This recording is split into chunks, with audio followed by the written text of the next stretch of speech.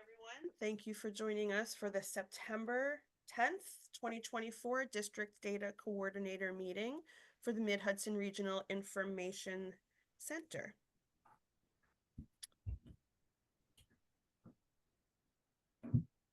Sorry.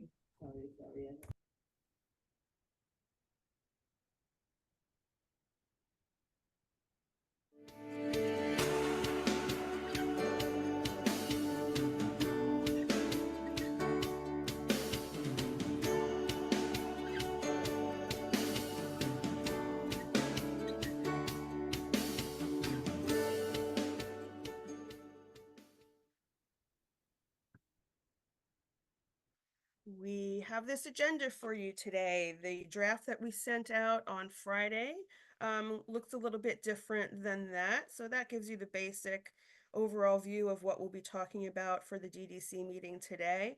However, the slides are different, so please do stay tuned. We have reformatted this meeting for you. For those of us who are new with us today, welcome. This meeting used to be a 3 to 4 hour conference. It is now turned into a 1 hour monthly meeting where we are going to be able to share with you the most up-to-date information that we have for the current and upcoming month. And this will be repeated on a monthly basis so that you are aware and apprised of all the information that you will need.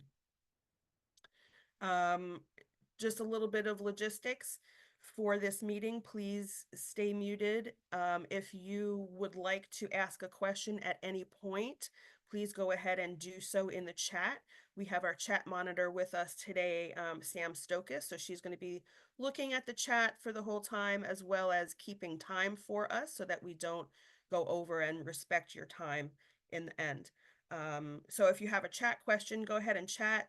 She will, or someone will try to answer that. And if you have a question that you'd like to discuss in more detail, please do hold it for the end. We have a lot of information to get through with a lot of presenters and only a short amount of time. So thank you for your attention. We'll follow up with due dates and timelines, and then we will have updates with 3 or more presenters. We'll be hearing from our special services team, our testing services team, and our data collection and reporting team, of which I am a part. What's new and looking ahead, these two things might seem very similar to you.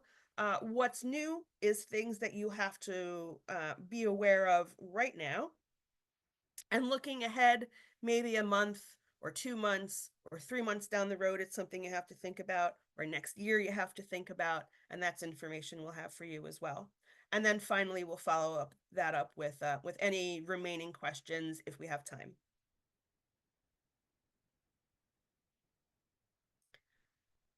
So starting off with due dates and timelines. Okay, so we have a number of things to tell you. These are some dates of interest coming up in the next 2 months. One thing that people should be aware of is that whenever there is a deadline for an upload or migration of data from level 0 to level 1, SED makes those dates on Fridays.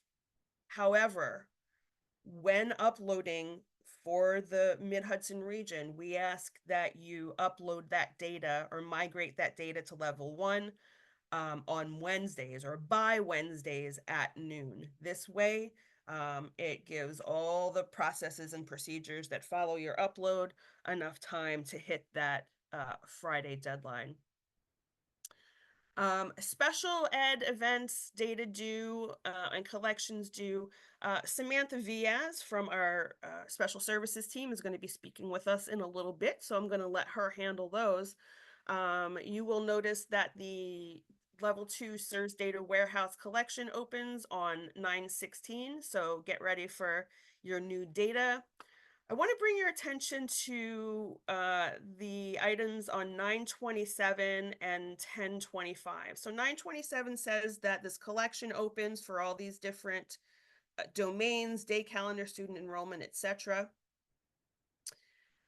This is a normal thing that's collected. However, where you see data due on 1025, please know that this is the first of many due dates for these domains. These domains will now be due monthly for the school year 24-25, whereas before it was SED would do a poll once or twice throughout the year. They're now going to be doing a poll monthly. So make sure your day calendar, student enrollment, demographic, program services, and attendance records are always current, up to date, and complete. That is SED's company line on the data, up to date, accurate, and complete. So please make sure that that is true all year long because they are going to be pulling data monthly from that. Beds Day is October 2nd, which is always the first Wednesday in October. It acts as a snapshot date for certain data. So you'll notice in your reports when it's a beds report, it'll have a snapshot date on it. Beds IMF collection also opens on that date. However, it's not a SIRS collection, so it's not something that we're going to provide any detail about. This may be incorrect. Could someone on my team tell me? The immigrant indicator should have been removed, correct? Yes, they Apologies. updated that. SED updated their timeline. Yeah, so we're gonna just disregard that 10-11 date for the moment. Also in October, that August grad data is due, and your staff eval, which we are going to be going into a little bit of detail about further in the meeting. And then finally, the certification for staff eval is due, and that's in SEDMON. There's one thing I do want to mention. This is information directly from the SED calendar that was distributed, day calendar, student enrollment, demographic, whatnot. However, for clarity's sake, I wanted to mention that that's not the order in which you do it. The order in which you should import and migrate is down here in the pink, in the pink row. So demographics, enrollment, program services, day calendar, and attendance should be the order in which items get imported and migrated. Okay. So moving on. What we've done this year is we've created a visual timeline for you so you can get an idea about what it looks like on a calendar time-wise to I don't know, here's a picture of it. The link is actually live. You can go ahead and look at that. Please know that that may get updated throughout the year depending upon what SED puts out. Sometimes they do create quite often actually they make edits to their timeline. So if there's an edit on the timeline, it will also be done here. And you can see it's quite long. It goes for the whole year and gives you an idea of where things start, where things end, what due dates are, what things you should be working on simultaneously, and so on and so forth. So I hope that's a useful tool for everyone. If you need any help using it, you can certainly reach out to Data Warehouse.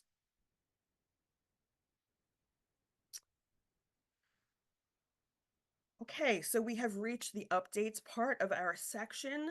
Again, we're going to have special services, testing services, and data collection and reporting, and we'll tell you a little bit about who is on each team when we get to them. So starting for updates, we're going to see special services. Special services team consists of Sarah Liner, Sean Cheatham, and Samantha Vaz. And Sam V, why don't you take it away? Excellent. Thank you. Good morning, everyone. So as Helen said, for those of you that don't know me, I'm Samantha Viaz. I'm the newest member of the Special Services team, and I will be filling in for Sarah Liner to just do some quick special ed notes. To start us off, let's take a look at some of the fall state reporting highlights. The first item here is the last leg of our special education reporting with indicators 11, 12, and VR 14. We have been working very closely with districts to correct their data and will continue to do so until the final hour today. So tomorrow morning's import and migration will be critical to capturing all of those last minute corrections. Just as a quick note to our DDCs, because this came up recently, an absence of errors or a change in record count is not a great indicator that there has been or has not been a change in the data. So even if you have migrated earlier this week, we do highly recommend that you do so again tomorrow. Certification is next Monday and will officially bring our 23-24 reporting year to a close. For those of you that were with us last year, you'll remember that was the first year that SCD required all districts to submit data for indicators 11 and 12, regardless of where you fell on the state performance plan 6-year rotation schedule. We will move into 24-25 in the same manner, with one small change, at least so far. All districts will be required to submit and certify 11 and 12 data, regardless of performance in previous years. So as you'll recall, this is a change from last year where SCD sorted districts into 3 groups, which dictated whether or not you had to submit quarterly and or certify at the end of the year. For 24-25, all districts will be expected to submit and certify at year's end, and SCD will reach out to districts on an as-needed basis. We did receive clarification from SCD that the 6-year rotation schedule will remain in effect, and that will be the year that they take a hard look at your data. So while we don't have further details at this time, we do recommend still adhering to good data practices, even during those in-between years, since we don't know yet what SCD intends on using that data for. Moving on, special education snapshot, as we just heard, Beds Day is Wednesday, October 2nd. Oh, sorry, back one more, not that far, moving on, Ellen. VRs 1 through 6 and 8, that certification due date is January 13th, making your last day to migrate Wednesday, January 8th by noon. As a reminder, verification reports 7 and 9 are provider reports and do not require certification. And Beds Day workshops will be returning. Sarah will be here to reprise her role as a state reporting guru and will announce that schedule at the end of October. And we just have a live link here for you for that due dates at a glance, because I don't think it's readily available on the SCD website just yet. And now we can move on. So Title I extracts, this again will only be applicable to districts that are on Frontline RTI or RTI Edge. Authorizations will be sent out the week of September 30th. As a reminder, those notifications and communications will be coming from the DW extracts email. If your district has any new Title I staff, please let us know who to include so it gets to the right people. And those imports will begin on Monday, November 4th with import number 6. In order for us to begin those extracts, we must have that authorization signed and returned to us. If you happen to miss that first import, that's fine. We'll just catch you up on the next one. But if your district is looking to get data in for that first import, we need to have that authorization by the end of October. And the next slide is just going to be a snapshot of who we had approvals from to do the exports for you, and or where those Title I extracts came for your district last year. Of course, past performance isn't a guarantee of future performance. However, this should be a guide for you. Ultimately, this information is going to come from your business official or your Title I administrator. And that's really it. I think our last slide is just a thank you. We look forward to another year of working with you. That is our group email there. So if you can, please just remember to send any questions with that group email so the whole team sees it. And if you have not already signed up and would like to keep on top of all of our fun special education news, link to our newsletter is there. Thank you so much, Sam. For our next, we have our testing services team, led by John Zaotis, also Mia Mercado and Lori Adorian. Take it away, John. Thank you, Helen. Hello, everyone. John with testing. If you haven't heard of me, that's so this is what we got going on for September. So as the new school year is approaching, we're going to be sending out some emails. So be on the lookout as we're trying to update our contact lists for the upcoming school year. We need to update our DDC contacts, 3 to 8 testing contacts, NYSA and NYSETEL and NYSESLOT contacts. As people may have changed, and we want to make sure everyone's getting the right emails. Now, as a side note, just so everyone knows, you want to make sure your SEDREF contacts are updated as well, because for the NYSA platform and the 3 to 8 testing platforms, Nextera and Kite, they use the SEDREF information. So if you haven't updated that, please update that.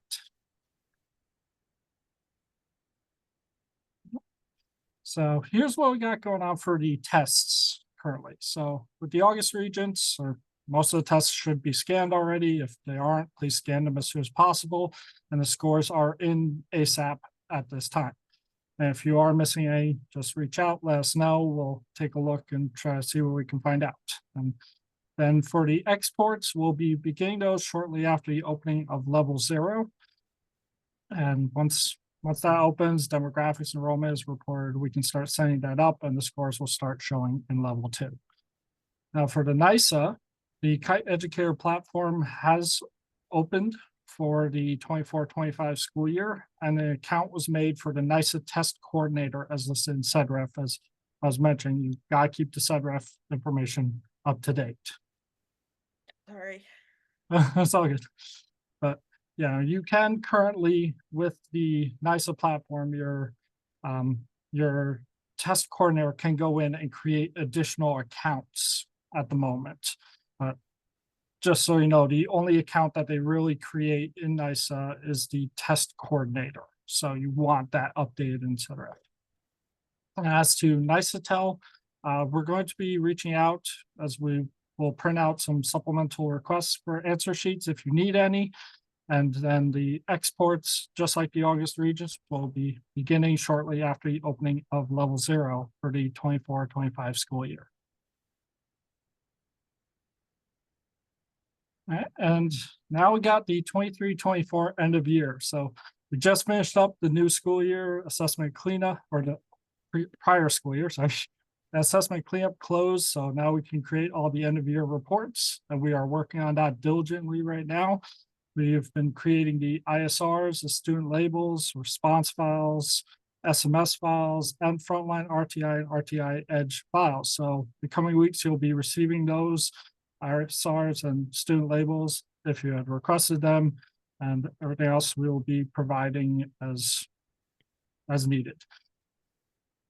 And that's about it that we have for September. We have our group email there as well as our group extension. So if you have any questions, you can always reach out to us at either of those. Thank you, everyone.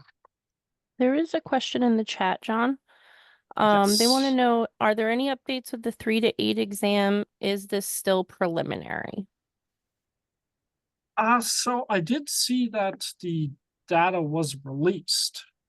So it shouldn't, or I believe it is still considered preliminary, but it was released. It's just until data verification, certification is all completed, then it's going to be considered preliminary. Okay, thank But you. there is a memo I can put into chat from SED about that in just a minute. Perfect. Thanks, John. You're welcome. So we are going to turn now to our data collection and reporting team, which consists of myself, I'm Helen, Michelle Ruggiero, Pam Walkowiak, and Sam Stokas. I don't know if each one of you want to say hello. Good morning. Good morning, everybody. Welcome. Good morning, I'm Pam, and I think the next slide is mine, so I was waiting till the end. Awesome. So you've introduced yourself, Pam. Go ahead and take it away. Okay, so we're going to spend a few minutes talking about updates to level 0 that are needed to support changes to state reporting for 24-25. Okay, the first item is just really a quick heads up.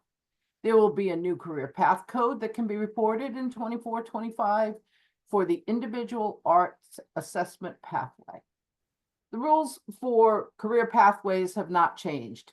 Basically, if a student takes and passes 2 social studies regions, which is the majority of students, they will still be reported with the humanities pathway. This new pathway will now be available in addition to what was already there. And your guidance team should be aware of this, but just, you may want to reach out and make sure that they've heard the news. So at the end of the year, the impact to DDCs is you may see this new pathway reported as well. Okay. All right, well, that one was fairly straightforward, and this one is not. But I'm sure you're all aware that certain fields are required to be reported on demographics, also known as student life. Fields such as first name, last name, and date of birth, if missing, will generate an error. The 2 fields listed here, home, phone number, and guardian, are supposed to be reported for all students along with the other required fields. Collectively, these fields are used to effectively and efficiently allow the nysed application to assign nysed IDs. If you would like to know all the fields that are used, you can find this information in the Student Light tab of the eScholar templates. As you can see in this excerpt, for those of you who don't peruse the eScholar templates as frequently as others, the 4th column shows that these fields are used for both nysed and New York State reporting. The home phone number is often overlooked, i.e. not reported. And the primary guardian field may not be reported for students who are self-registered until now. Level 0 did not generate an error if these fields were missing, and that has changed. If either the home phone number or primary guardian name is blank, you will receive a fatal error. Having this information available allows the nysed application to work more efficiently. So breaking news, on the last call with SED, the RICS requested that districts be given some additional time to ensure that these fields are populated for all students. A reprieve was granted, and you will have until November 1st to update these fields. I believe you will still see an informational error if these fields are missing, and they will appear in the blank fields report in level 0. But we have not received the new release of level 0 yet, so I can't say that definitively. A couple of comments on these fields. For situations where a valid home phone number cannot be entered, such as for privacy reasons or for blended families that only have cell phones, you can enter the area code followed by 7 zeros. Please note that in the past, we've often seen people enter 10 zeros, but that is not actually the correct format. You should always include the area code, okay? And also, for students who self-register and do not have a guardian, at this time, we are told you may report the student's name in the guardian field. However, SED is reviewing the situation, so just be on the lookout. The guidance may change in this area. I can't tell you what that might be yet, but it was discussed at our last call with SED. Okay, so pro tip for people with Excel skills. Prior to the first import to level 0, you might want to export your student light data, open the file in Excel, and filter these columns for blanks. Then correct them in your SMS to prevent errors on the initial import to level 0. And just a little bit of advertising here. For those of you who need to brush up on Excel skills, Mid-Hudson RIC's Office of Professional Training offers courses on that topic. Check out the website listed here if you are interested. Okay, any questions on that? There are a few questions in the chat. The first one is they use the ends for the phone number. Will we need to change all of these? Okay, can you repeat that, They Sam, use please? N for the phone Yeah, they number. should- Will we need to? Yeah, N is not, although it's accepting a text string, that's not what, level 0 is looking for, or state ed is looking for. They either want a valid phone number or the area code followed by the zeros. Thank you. And then there's one more. If there isn't a home phone number given, can the cell phone be used? Yes. A cell phone can be used. I mean, home phone is obviously a dated concept from when landlines existed. Many homes no longer have a home phone number. They have a variety of cell phones. And yes, the cell phone number of the primary, parent to contact, can be used. That's not a problem. I'd just like Thank to you. reiterate that for the remaining portion of the meeting, go ahead and feel free to type your questions into the chat. But we have a lot of information to go over, so we're not going to address those questions in line. We'll either type an answer to it or answer them verbally at the end of the meeting. If we type an answer to it, we will be including those answers in the meeting materials after the meeting. So if you have a Thank you, verbal Helen. question to ask, please go ahead and hold that until the end. And we will try to get to all of the questions that you type into the chat. We just want to make sure that we get through all of the material first and don't go over on time. Yeah, when Thank I didn't realize on we had that- quite so many. I do see a general pattern to the questions of different phone numbers that had been used. And basically the answer to all of them will be state ed guidance is the area code followed by 7 zeros. So that should be your target to use that when a home phone number is not available. Okay. And on that note, I just wanted to let us know that we're on our 30-minute time check. Thank Okay, you. thanks, Sam. Thank All you. right, so some exciting an exciting new feature in level 0. Level 0 will now show the student's nysed ID. Pause for applause. This will be a read-only field and will be populated based on the overnight refresh. Okay, so you have to wait till your data actually gets up to level 1, level 2, before it will appear. And pro tip, if you find that this field is not populated, check your nysed near match queue, because until the nysed application can resolve and match your student to a nysed ID, obviously that ID can't be populated. So next on our list of new items,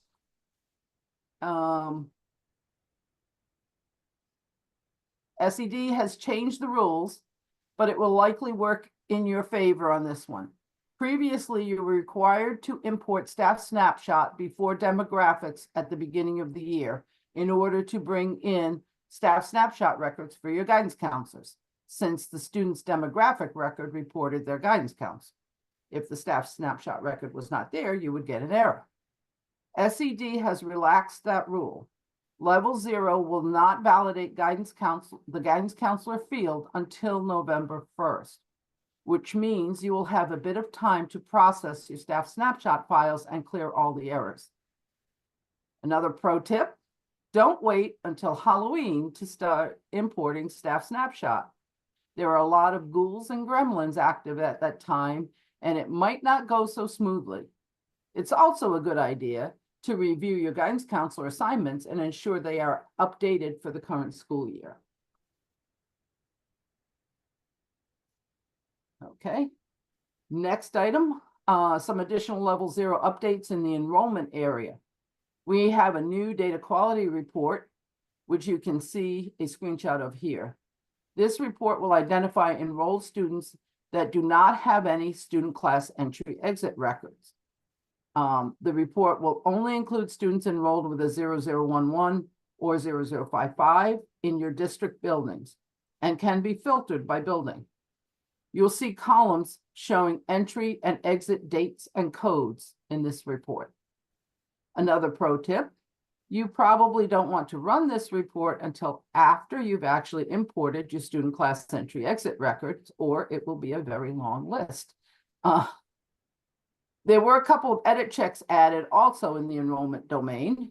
You will receive an informational error if a student enrolled with a 0055 and is in an out-of-district location. And you will receive a fatal error if you enroll a compulsory age student in an AHSEP program. Remember, there is a distinction between the AHSEP programs and the ATP, or alternative transition programs. Compulsory age students cannot be enrolled in an AHSEP program, but should be enrolled in an ATP program, similarly to any out-of-district place students with a 0011. And let's see, more changes in the area of student daily attendance. And this will probably be of primary interest to our BOCES. An edit check has been added that will generate an informational error for any 0055 enrollments without any student daily attendance records. So that's a good little warning there in case there's some issue in that area. Okay, and next, SED is making this easier, but of course you'll have to do a little work to get there. Staff assignment records for principals, no matter the grade configuration of the school, will all have the same staff assignment code of 1100. Similarly, for assistant principals, where they will all have an assignment code of 1200. You can see the list on the left of what you previously had been reported. You had like principals of the junior high school, principals of a middle school. Now they're all going to be reported with the same code. So make sure you pass this on to your HR team so they can make the changes, hopefully before you do your first staff assignment import to the data warehouse. Otherwise, they will generate errors. Okay. And additionally, in the area of staff assignment, we have one new staff assignment code for behavior analyst. And if you have someone in your district in that role, you want to add a staff assignment record or change an existing record if that staff member was reported using a different code in prior years. That one's fairly straightforward. And moving on to a little more information on principals. For staff members in the role of principal, you must ensure that you do all of the following. Firstly, report a position title of principal along with a start date when they are first assigned as a principal in your staff assignment record. Staff snapshot record, excuse me. Second, all district buildings where K-12 students are enrolled must have a principal reported for that location. So make sure there is at least one principal reported for each K-12 building in your district. Finally, the principal must have a staff assignment record with a 1100 assignment code that we just spoke about. The grade level reported will typically be all, but, and there's always an exception, for a building where the principal is only responsible for some of the grade levels within that building, they should have a separate staff assignment record for each grade level for which they are responsible. Okay, building principal is the only staff assignment position that still requires specific grade levels to be reported. Now remember, if they are the principal for all grade levels, you only need one record with a grade level of all. It's only in the situation where the building may have two different principals and each of them are responsible for specific grade levels. However, just keep in mind, if you have a building with multiple principals assigned by grade level, you want to make sure that you have a principal assigned to each of the grade levels in the building. You don't want to make sure you don't miss any of the grade levels. Okay, so moving on to the staff assignment area. Still in the staff assignment area.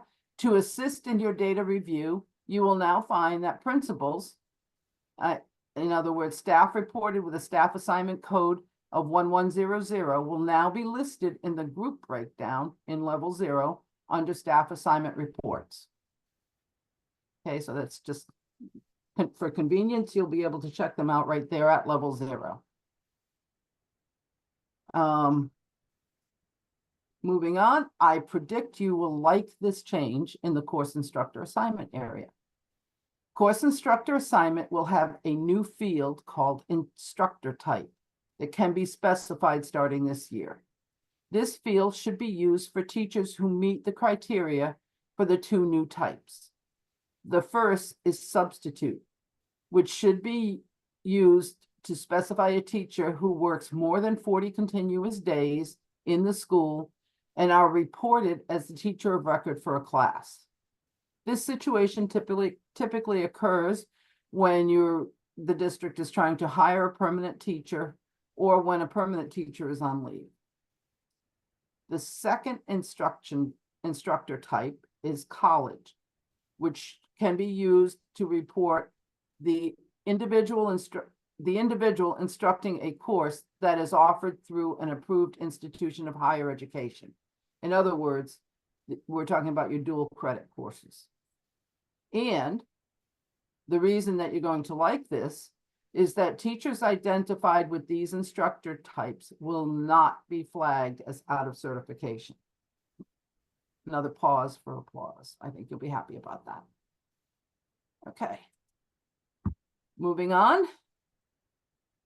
Updates to student class entry exit. As the previous slide mentioned, you can now report a course instructor assignment record with the instructor type set to college.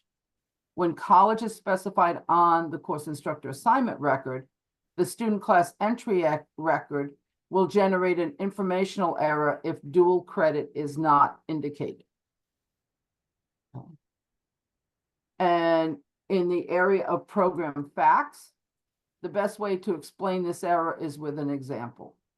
ELL eligible students are required to have an ELL program reported. ELL program records are reported as a school level service, which means they require a service provider BEDS code. When your ELL eligible students move from your elementary school to your middle school, their ELL program record should be ended and a new record reported with the BEDS code of the middle school. This was often missed. Well, now you will receive an informational message to remind you to update those service provider BEDS codes for the students moving from one school to another. So if the BEDS code in the program record does not match the BEDS code in the enrollment record, you will receive an informational message. Now, this will not only occur for the example I mentioned of the ELL programs, but for all program fact records that report school level services. So it's a warning to try to keep that data more accurate. And finally, and a little out of my wheelhouse, in the SE events domain, a fatal error will be generated to stop CSENP records from being reported with enrollments other than non-public or homeschool. And for additional information on this, I refer you to our special ed services department, who can explain that if you need additional clarification. Okay, we're getting there. Next record is they've added some helpful information to the student class entry exit report that shows if a student is reported as dual credit for the course. So that'll make it easy for you to see a summary of students who have dual credit turned on and those that do not. And finally, the missing attendance report has been updated with a new option and a new column. the option, this should be helpful for both these locations, you will be able to show only 0055 enrollments in the report. And the column was added to show the enrollment code for each student. Okay, so you'll see the 0055 in this case, or if they weren't 0055s, you would see the specific enrollment code for that student. So after the opening of the data warehouse and you have access to the new updates, please don't hesitate to contact us with questions. Okay, there was a lot of changes in a lot of different areas. So once you see the new level of, new release of level 0, you'll be able to poke around and, see the differences. And that's going to be Okay, available so thank on you, Monday, and- correct? Oops. Helen, I didn't hear you. That's going to be available on Monday, Yes. the new level 0.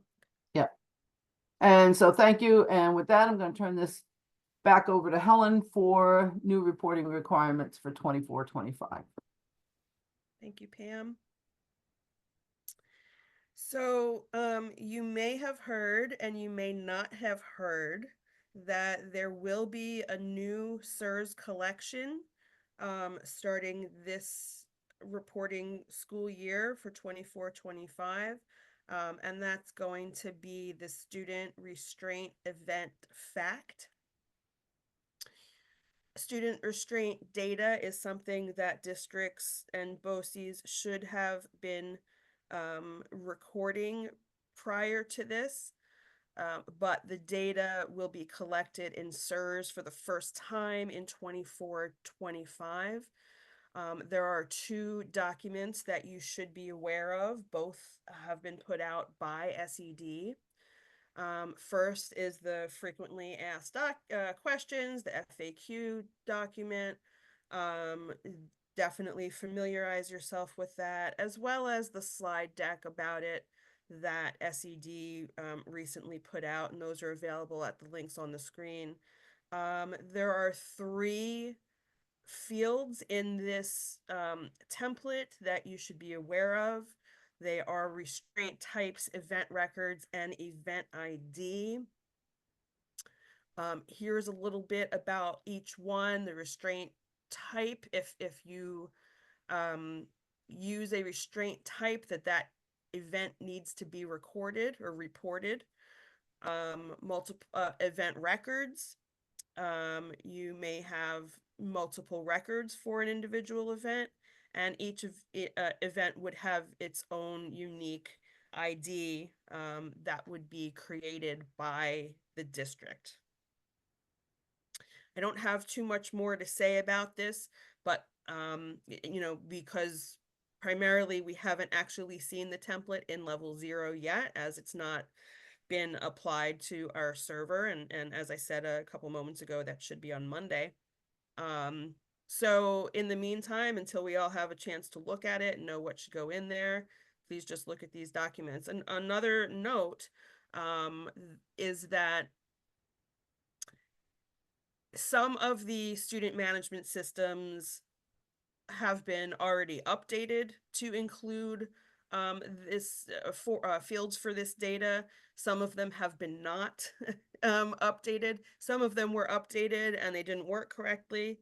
So whether or not you have access to this in your SMS yet, you should be collecting this data and putting it into your SMS when that function is available for you. Okay, moving on. So looking ahead, do have a number of things for you, and to start that off will be our Manager of Analytics and Coordinated Support Services, Dr. Mariah Aiden. Hey folks, so as usual, veterans of this call know that if I pop on, it's not good news, and today is no exception. So some of you may have heard about the new regionalization initiative at nysed, and we have a little bit of information about that. Helen, if you could, there you go. So essentially, nysed has a new initiative. It's basically to try to create some equity around, it looks like counties. It's going to be based on the BOCES. And so why am I darkening your doorstep with this today? Let's move to the next slide, please. Because the step one is going to be a data collection. What a shocking surprise. And my guess is that that data collection is going to fall on the folks on this call. So the strengths and needs tool, which is going to be due on November 1st. I have good news and I have bad news. The good news is about 50 to 60% of that is the data you have already reported to nysed, right? However, you're going to have to take all that data and put it on a different form for nysed. Why would that be? Because it's nysed, right? Don't even ask that question. So on the plus side, okay, in order to help you, the RICs have been diligently working together as a unit on a report that we are going to be able to pull, and then we will be sending out to each of you individually, which should help you to be able to populate that data quickly based on the data that you have already submitted to the warehouse. So that is currently where it's at. The other 40, 50% of the data is data that's going to be coming from financial systems. It's data that's going to have to be collected from your RTI and other teams. So, you know, that stuff, unfortunately, you are going to have to grapple with, but we're going to try to help you do our best of our ability with the SIRS data. So that is upcoming. And as soon as we have any more information or anything about that, we will get it to you ASAP. Thank you. Yeah, I see Sherry's question. I'll answer that pretty quickly. Yeah, it's good. It looks like it's going to be. I've only got literally a glimpse. Helen and I were on a statewide call. We saw like a 3-second glimpse of sort of what this is. But it does look like it's going to be kind of overall demographics enrollment. It's mostly data that you know, is kind of publicly available on the data.nysed.gov site. But rather than you folks having to go to every, every SIRS report to find it, we're going to try to collate it for you as much as we can. And hopefully we're going to be getting that maybe within a week or two. We just found out about this about 4 or 5 days ago. So it's been quite the whirlwind. All right, so that's pretty much all the information we have. Stay tuned, and you will be getting those reports from us as soon as we have them available. And if you wanted to find out more about the regionalization efforts, you can go ahead and take a look at this PDF that's linked right there. Thanks, Mariah. Michelle, All right, thank you, Helen. you do have about 10 minutes left. Okay, 24-25 summer school participation. So is that due right now? Nope, they're due at the end of the year in August. So why am I talking about it now then? These records refer to this summer's data, like just this July and August summer school. So why trust that you will remember to do it 10 months from now? Sometimes, you know, relative proximity is more important than a deadline. So the pro tip is do it now so that you won't forget to do it later. Summer school participation is required to be reported as a program service for any student that participated in a specific summer school program for 20 hours or more. These codes are applicable to all programs and all levels, including elementary, middle, and secondary, without regard to how the program was funded. And this should not be confused with credit recovery, where a student is taking courses during summer school for credit. For students who are making up incomplete or failed course credit at any time, a student class grade detail record must be reported in the credit recovery code field. Would have to be a Y to indicate yes, but student class grade detail is something that can wait and should wait till later in the year. So right now we're talking about summer school participation, and getting back to that, there are 2 types of summer school participation programs listed in the SIRS manual, and you'll see them under reason A or reason B. So reason A, the student is taking it for advanced or enrichment, some sort of advanced enrichment program. Reason B, the student is taking the program as academic intervention to improve their grades or because the student is at risk of failing state tests. Reason A and B have different program service codes. The codes identify the subject area in which or areas in which the student received summer instruction. Students may have more than one record if they take programs in more than one subject area. This is a school level program service. So as such, a location or a BEDS code is required to be reported to show where the student received instruction. Oftentimes, summer school may be provided at a BOCES. If so, the district would use the BEDS code of the BOCES as the location where these services were provided. When the service provider is the district accountable for the student's performance and the building the service is known, the BEDS code of the building where the student receives the service is used. And when the building, the services provided is not known, you use the BEDS code of the district where the student receives the service. So that's a little bit different in this case, that you can use a district BEDS code instead of a specific building BEDS code if it's not known. More details around this are right in the SIRS manual, so you want to use that resource. In each student management system or SMS differs as to how these data are entered, so please reach out to your SMS support for assistance with that part of the process. All right, so now I'm talking about staff evaluation. So talking about staff evaluation, I'm talking about 23-24. So there's only two things left in 23-24, SE events, which is going to be wrapping up soon. And then staff evaluation will be what remains. And we do have some due dates coming up on that. October 18th is the last day to have that data into level 0. Now, actually, it's the October 18th is the SED deadline. So for us, that is the Wednesday prior. So you want to have that imported to and migrated from level 0 by noon on October 16th. That data has to be certified. So there's a few collections that are certified during the year, and this is one of them. And that certification must be completed by October 25th. That certification form is in the SEDMON or SED monitoring and performance area of the nysed's business portal. So that would be for the superintendent or someone else who has access to that particular area that would need to complete that certification form and submit that form. So just so you know, when we do open up 24-25, you still in level 0 can flip back with a year at the top to 23-24, and that's what you'll need to do for staff evaluation and to complete that collection. Many of you are probably aware of a recent amendment signed by Governor Hochul on June 28th. That amended Education Law 3012D and established Education Law 3012E. This legislation doesn't affect 23-24. It will affect 24-25.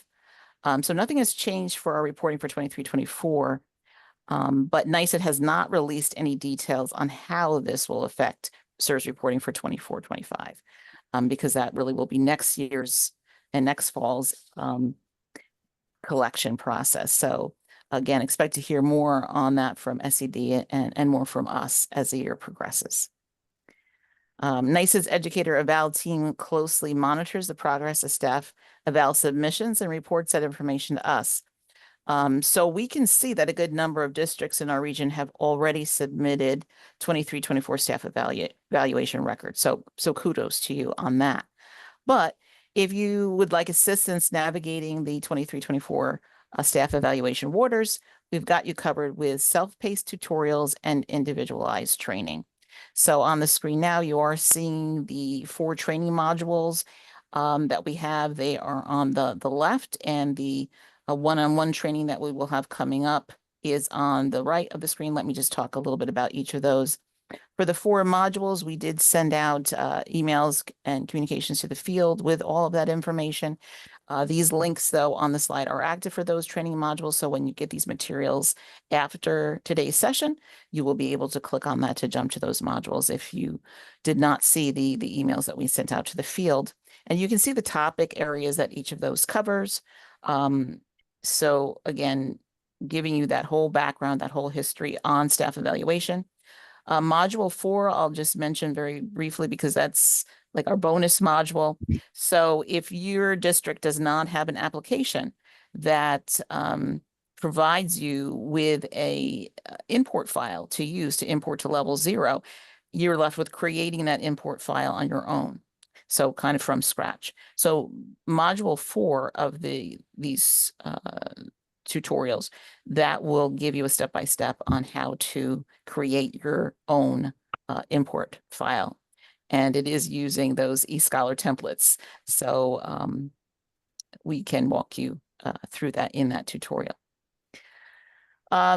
So if you have looked at the tutorial, or if you need a little bit more assistance, we're also going to have available some one-on-one training. So please be on the lookout for communication from us very soon, which will allow you to schedule a session. So right now, you know, you can see the dates and times available, but please wait for that communication in order to sign up. So we won't take any signups prior to that communication going out. These will be available on a first come, first served basis. So, you know, once you do receive that communication, don't hesitate if you would like to sign up. Things to know about these. We do ask that you watch the tutorials as a prerequisite to your session. These are designed, these one-on-one training sessions, virtual training sessions, are designed to walk you through importing your data to level 0, checking for and correcting any import errors, and migrating your data. We cannot do any calculations to arrive at the scores and ratings, as these are district specific and dependent on your district's APPR plan. Please come to the session with your level 0 credentials and make sure that you have update rights to staff evaluation domain in level 0. And if not, we can always work on that ahead of time. Also come with a spreadsheet containing staff IDs and scores and ratings for all staff subject to APPR. So you want to have something in a digital format, something that we can start to work with that has all of your staff in it that need to have data reported. The trainer will reach out prior to your session and make sure that your staff eval data is in the proper format. In other words, we want to make the most of these 1-hour sessions and that you come prepared and that we can be successful during that hour. All right. And I think that is it for me. And of course, if there are any questions, I can address them after the session and reach out. And also you can email datawarehouse@mhric.org. Thank you, Michelle. We have hit 10 o'clock, so I'm just going to zoom through the next couple slides really, really fast. This is a slide of all of the registration links for all of the meetings for 24-25. There are no meetings in July and August. After the meetings have happened and been recorded, a recording link will be put on this slide and offered up again at the next meeting so that you always have it.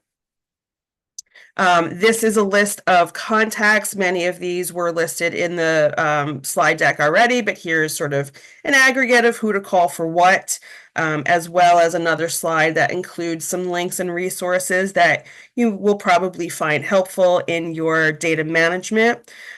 We do encourage you to do a level 0 audit annually. This would include deleting old accounts, adding new accounts, edit existing accounts. If you have any questions about this, or if you need to update your list, or if you would like a list of who is currently has access, please contact Data Warehouse. Unfortunately, we do not have time for questions. We have received the questions in the text. If they were all answered, we will be keeping a transcript of that text and distribute any pertinent answers to any of the questions that came up during. So thank you so much. Helen, wait, Yes. Helen, excuse me. I just want to make one final comment after having flipped through quickly through some of the questions. The level 0 updates in general are trying to tighten up the reporting requirements. Okay, so in the area of the service provider, on the school level services, in the area of the phone numbers, what they're trying to do is ensure that the data reported meets the guidelines. So what some SMSs may have put in there before or not, what they're really trying to do is go back and make sure that all the data is meeting the guidelines. So that's why you're seeing it. And you may have been able to do it in a different way before, but this is just the direction we're going in to ensure that all data is as accurate as possible. So I don't know if that helps. There's still workloads there for you to do. But just wanted to give you that perspective before we wrapped up. Okay, done. Thank you, Pam. And with that, everybody have a great day.